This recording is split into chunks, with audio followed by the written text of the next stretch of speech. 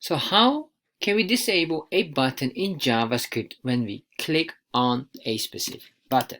So the first thing what we want to do here is have a button. So we're going to have here just a very simple, I'll just put in here a button. And in this button, we're just going to give it an ID because we'll make sure we trigger the specific ID of that button, and that will be eventually disabled. For that, we're going to say here the ID will be equal to my button. And then what I want to do here is Onclick. And then in this Onclick, we'll just leave this blank for now. And I'll say here, click me. The goal here is to disable the button. So when I click this, eventually something will happen, but right now nothing happens. So what I want to do next is we could say here, for example, to disabled, set this on true. If I save this, refresh, by default it's disabled. But I want to only disable it when we click. So we have this here, this trigger function, but this trigger function will do nothing until we create a function that is connected with the Onclick trigger. So what I'm going to do here is create a function. And in this function, we're going to say this will be the disabled button. And then what I want to do here is we're going to do here, first of all, a console log and say here, hello. If I save this now, refresh, and I click on this, you'll notice nothing works. And the reason why is we did not say which function to trigger when we click on the button. So in this case, what I'm going to do is I'm going to copy this, put it in here. So now we will get a hello message every time we click on the button.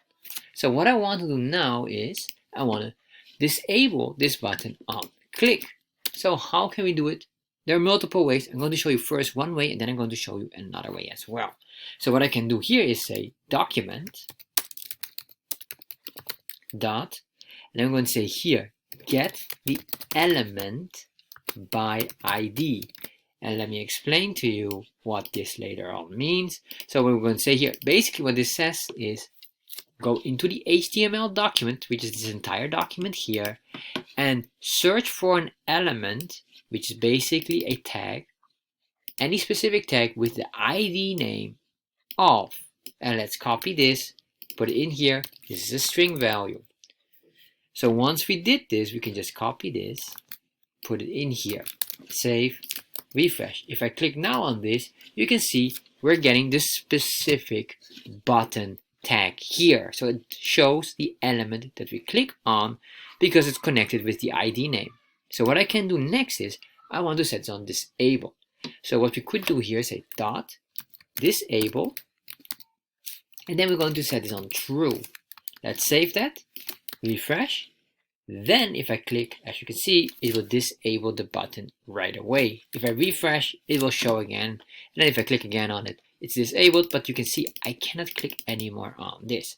Once it's clicked, it disables it right away. So now we have a problem. You can imagine that what would happen if I get another button.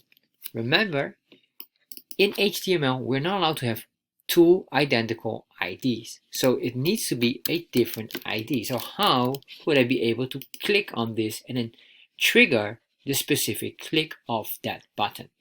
So basically there would be two ways. You could say, well, I can just duplicate this, but this method could be the way, but it doesn't make any sense.